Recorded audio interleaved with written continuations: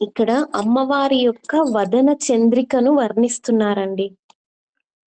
ముఖ చంద్ర జ్యోత్స్నా జాలం ఎలా ఉందంట అమ్మ యొక్క వదనం.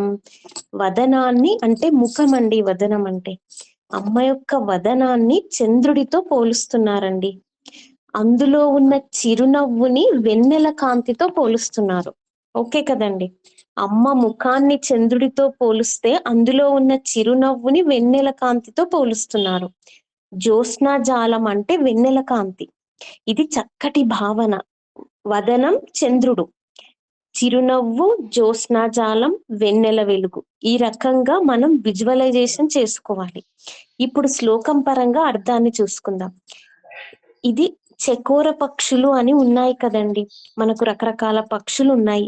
చకోర పక్షి, చాతక పక్షి అని. చకోర పక్షి ఏమిటంటే వెన్నెలను గ్రోలుతుందన్నమాట. చకోర పక్షి అంటే ఇది చంద్రుని వెన్నెల కంటే కూడా చాలా ఎక్కువగా మధురంగా అందంగా ఉంది అని చెప్పడం ఇందులో ఉన్న అర్థం. దానికి మనకి చకోర పక్షి ఉదాహరణతో చెప్తున్నారు. ఈ చంద్రుడి వెన్నెల అనేది లౌకికమైన కాంతి అండి, లౌకికమైనది. అమ్మది అలౌకికమైన కాంతి, అలౌకికమైన తేజస్సు, లోకాతీత కాంతి. కానీ మనకి అర్థం కావడం కోసమని ఈ రకంగా చెప్తున్నారు. తెలిసిన దాని ద్వారా తెలియని తత్వం. ఈ చకోరాలు ఏం చేస్తున్నాయట, అమ్మ యొక్క కాంతిని చాలా ఎక్కువగా అంటే అంత మధురంగా ఉన్నదన్నమాట. వాటిని ఇంకా తీసుకోలేక మామూలు వెన్నెలకి అంటే అది గంజితో పోలుస్తున్నారు అన్నమాట, పోల్చి చెప్తున్నారు. చంద్రుని వెన్నెల కోసం పరిగెడుతున్నాయంట చకోర పక్షులు. ఇది ఉదాహరణ చెప్పుకోవాలంటే ఒక రకంగా మనము స్వీట్స్ బాగా తింటే కూడా కొంచెం నోరు మొద్దుబారిపోతుంది కదండి. అప్పుడు మనము ఏదన్నా పుల్లటిది తింటాం కదా, నాలుక మీద రాసుకుంటాం, అప్పుడు మళ్ళీ నాలుక యథాస్థానానికి వస్తుంది. ఇక్కడ కూడా అమ్మవారి యొక్క వదనం, ఆ కాంతి, చిరునవ్వు అత్యంత మధురంగా, అత్యంత తేజోమయంగా, కాంతివంతంగా ఉన్నాయి. అందుకని చకోర పక్షులు అవి గ్రహించలేక మామూలు వెన్నెల కోసం అంటే గంజి కోసం వెళ్తున్నట్టుగా చంద్రుడి వెన్నెల కోసం వెళ్తున్నాయమ్మా అని అంటున్నారు. ఇప్పుడు మామూలుగా నేను నార్మల్ ఉదాహరణ చెప్పారండి, నేను అదే చెప్తున్నాను. నేను ఎవరిని ఉద్దేశించి ఉదాహరణ చెప్పట్లేదు మీకు. ఉదాహరణ చెప్పుకుంటే చూడండి, కొంతమందికి అమ్మ యొక్క ఈ రకమైన సౌందర్యము, లావణ్యము ఇవన్నీ కూడా అంత రుచించవండి. ఎందుకంటే వాళ్ళు విషయాశక్తి, విషయ లంపటులు, రకరకాలుగా ఏమి జరుగుతోంది ప్రపంచంలో, రకరకాలుగా ఏం మాట్లాడుకుంటున్నారు వాటి మీదే ఆసక్తి ఉంటుంది. అంటే అవి గంజి కోసం పరిగెడుతున్నారు అన్నమాట వాళ్ళు. అమ్మ యొక్క ఈ జ్యోత్స్నా జాలం మీద వాళ్ళకి శ్రద్ధ ఉండదు, భక్తి ఉండదు, రమించలేరు, ఆసక్తి ఉండదు, ఆనందం ఉండదు.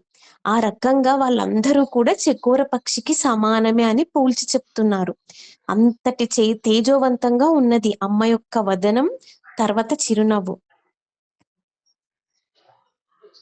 కానీ ఇక్కడ నా ఈ గ్రూప్ వాళ్ళందరూ కూడా అమ్మ యొక్క జ్యోత్స్నా జాలానికి వెళ్లే వాళ్ళే తప్ప గంజి కోసం పరిగెత్తే వాళ్ళైతే కాదులేండి.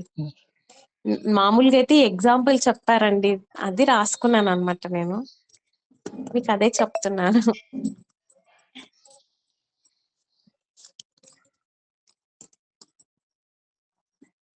నిజమే చెప్పారు మేడం, నిజమే చెప్పారు. అందరూ ఒకేలాగా ఉండరు కదా మేడం. ఇదే అండి భావము, శ్లోకము. నేను మీకు ఒకటి చెప్పాలనుకున్నాను. ఏంటంటే మాది సెకండ్ గ్రూప్ వాళ్ళ దాంట్లో ఒక అమ్మాయి శ్రావ్య గారని ఉంటారండి. వాళ్ళకి తెలిసిన రిలేటివ్ వాళ్ళు బోడుప్పల్లో టెంపుల్ ఉంటుందండి, వెంకటేశ్వర స్వామి టెంపుల్ కి సౌందర్యలహరి చదవమని పిలిచారనమాట. తను 2-3 టైమ్స్ కాల్ చేశారండి. నవరాత్రుల్లో కూడా చదవమని చెప్పారు. యాక్చువల్ గా ఈ రోజు మూలా నక్షత్రం ఉన్న రోజు రండి అన్నారు, కానీ అందరూ పూజలు చేసుకుంటారు కదండి, కుదురుతుందో లేదో అని చెప్పాను. నేను అక్టోబర్ ఎండింగ్ వరకి అయిపోతుంది కదండి. నేను కార్తీక మాసంలో ద్వాదశి రోజు ఆదివారం అలా ఆమె భోజనాలు కూడా తనే చూసుకుంటా అన్నారండి. అందరికి ఆఫ్టర్నూన్ భోజనాలు కూడా ప్రిపేర్ చేస్తానండి.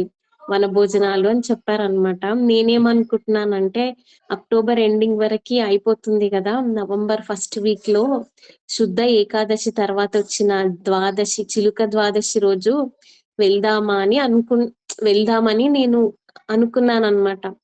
ఇక్కడ హైదరాబాద్ లో ఉంటారండి తను. హైదరాబాద్ లో ఉన్న వాళ్ళకి వీలవుతుంది కానీ వేరే వాళ్ళు ఊరు నుండి రావాలి కదా, డేట్స్ కూడా ఉంటాయి కదా, అందరికి ఆ డేట్ ఓకేనా? నేను చిలుక ద్వాదశి రోజు మంచిగా ఉంటదని అనిపించింది అనమాట.